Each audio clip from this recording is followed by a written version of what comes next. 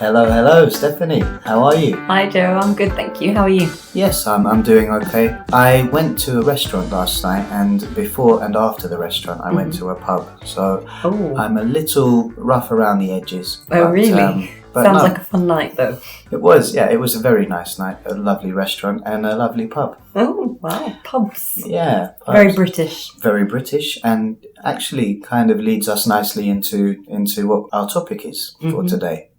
Drinking. Yeah, today we're going to talk a little bit about drinking culture in the UK. And well, we certainly have a big drinking culture, I think, in the UK. Yeah, that's right. Almost, I would say in Europe, it's pretty synonymous with British culture, actually. Yeah, right. Yeah. Do you like to drink much then? I have been known to dabble in drinking. Okay. Yes, my family are Irish and they also have fairly similar drinking culture. Mm-hmm. But yes, I love a pub, not just for the drinks, but for the atmosphere as well. Mm-hmm. A pub is a shortened version for the name of a public house, which, it is made for us to feel as if we are in our home, our house. It's kind of everybody's living room, I suppose. That's it, yes. Have you got a favourite pub you like to go to? A local, let's say? Yeah, well, the pub I was at yesterday is called The Bell, and it's got a fantastic atmosphere in there. Very big mix of people, but everybody is nice and jolly. Okay, so you got a little bit merry yesterday. Yes, a couple of Guinness before the restaurant, and that was good fun. So, have you ever thought about why these pubs have sometimes quite strange names? The Bow Bells. Yeah. There is one near me called the Walnut Tree. There's one called the Red Lion. The Walnut Tree, that sounds quite posh, actually, in comparison. It sounds posher than it is. Okay. But, quite a naughty pub then. Yes, I suppose, yeah. Some characters in there, we would say.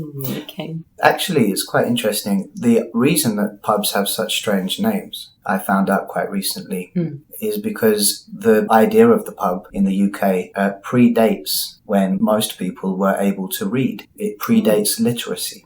Okay. So if you were in a new town and somebody said, I will meet you at the Red Lion, you wouldn't be able necessarily to read red or lion. Right, yeah. So you needed a picture outside the pub in order to find the right pub. Sounds quite simple, really. Yeah, I think it makes sense. But it shows you how old the idea of a pub is, because hundreds and hundreds of years ago, not many people could read in the UK.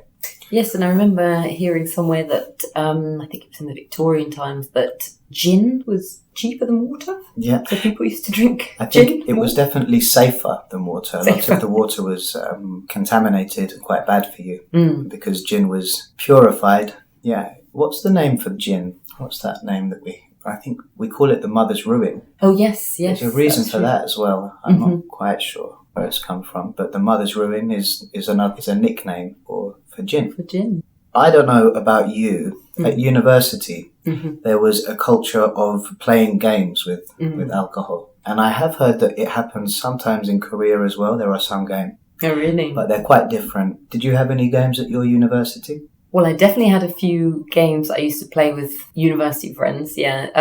One of them was Have You Ever? Or I Have Never, or something like that. Yeah. So you basically drink a shot of whatever alcohol it is that you're drinking if you have done the thing that people ask. Okay. So if I said to you, Joe, have you ever been skydiving? Okay. And if I haven't, I wouldn't drink. But if I have been skydiving, I would. You would, exactly. And then sometimes the I have never or have you ever can get quite embarrassing. Oh, right? yeah, totally. So it always goes in a certain direction. Yeah.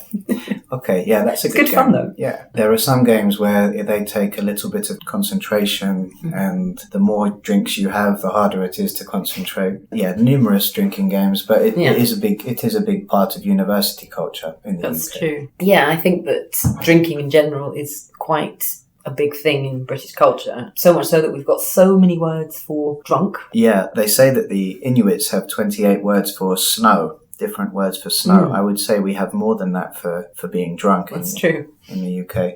What are some of your favourites? Oh, I think I normally say I was hammered. Hammered, yeah. There's hammered. I have one friend who is a little bit posh and he likes to say sloshed. Oh. Sloshed. That's I was sloshed last night, darling. It sounds posh. Yes, it does. Yes, it rhymes with posh. Off your face. I like that one. Yeah, off your face. Off my Yeah, I was face. off my face last night. Yeah.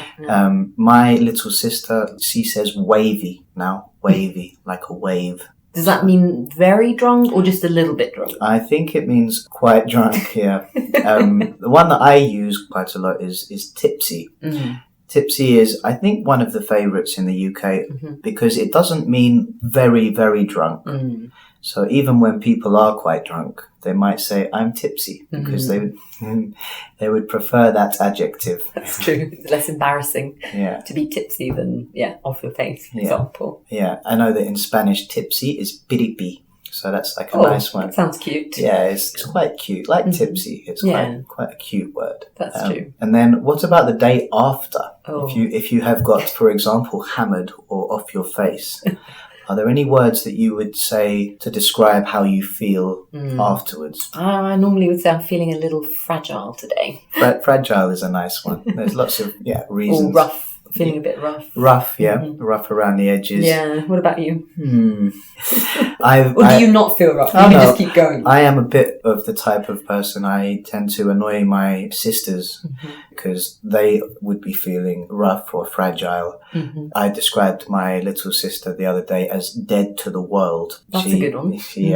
She was not really ready to face anybody. Yeah, so I like rough around the edges. So if you're hungover, are you able to function that day? Or do you need a couple of days to get over it? Now it depends on the kind of evening, but definitely I'm feeling it more now with my senior 20s. In your senior 20s? Yeah, well, wait till you get to your 30s. Yeah, I'm waiting October. There you go. But yeah, when you're feeling a bit rough, there is, and because again, sometimes drinking is so embedded in our culture that we see it also as a cure for when you have a hangover. Yes. And we have a strange expression. Yes, I think I know the one. Yeah, which one? Which one might I be talking about? Hair of the dog. Yes, so we say hair of the dog if you are going to have a drink after a night of drinking. If you're feeling a bit unwell, fragile, rough, the idea is that another drink will help. Yeah. Have you ever tried it? I have tried it, and I have to say it does work. Maybe 1 or 2 is more than enough to make you feel less fragile. I normally keep far away from alcohol when I'm hungover. Okay. So I don't normally do that, hair of the dog. I normally just want a good fry-up, the next day. A good English breakfast, lots of bacon. Many beans. Different people have different ideas, don't they? Do you have a favourite hangover food? I think usually I go for salty things. Definitely salty things. I like things like crisps. I snack on things, I suppose. Hair of the dog is one of them. Maybe 1 or 2, if it's on the weekend, of course. And that comes from hair of the dog, the hair of the dog that bites you. And I think the idea was, if a dog bit you, then you would need to use some of the hair from that dog as a remedy. That's why we invented Bloody Marys, right? Is that right? I think so. Okay. Because they're tomato juice and vodka, right? Right, I think so. It was invented as a morning kind of hair of the dog drink. Yeah, tomato juice with vitamins. Yeah, exactly. Sometimes a bit of Tabasco to wake you up. Yeah, so normally you buy a round, don't you? Okay. You buy a round for everyone. So you say, it's my round. So, I'm going to buy the drinks for the table. That's kind of how it works here. Oh yeah, that's right.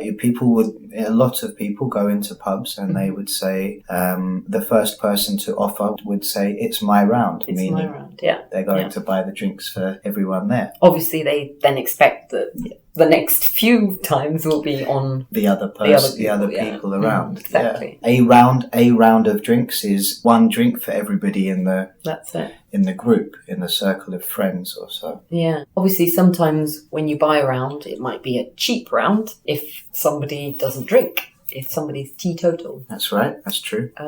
But to be honest, from my experience, I think British people often view someone like that with a bit of suspicion, don't you? Yeah. I think it's definitely been that way for quite a long time. Being teetotal, being off any alcohol. People wonder why. Why yeah. are you not drinking? Why can't you have one? I would say maybe in that respect things might be changing a little bit. I did something called Dry January this year, which is when you don't drink for the whole of January. Usually because in the UK December is as boozy a month as you will get before Christmas, in the lead up to Christmas, and then before New Year's Eve. So I had some alcohol-free beers, which were okay.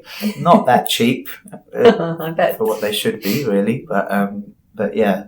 So does it count to be teetotal for a month? I don't know. See, that's the thing. It's okay to be teetotal for a month because it's just a month. So I think most people might see that as admirable because you're doing it for January. And I think most of the time it's for charity or something, isn't it? Yeah, for January? I just sort of did it for myself, a little challenge. Yeah, a lot of people do that, don't they? Did you find it cleansing? I felt good after a couple of weeks, and then I was a bit frustrated.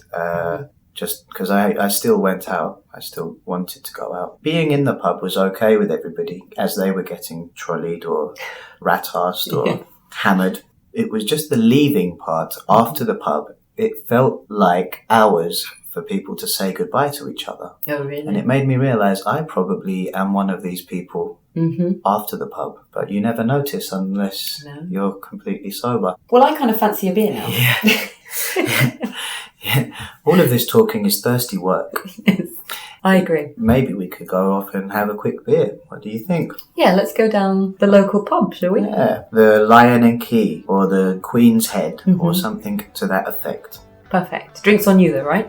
Yeah, first round's on me. Okay, perfect.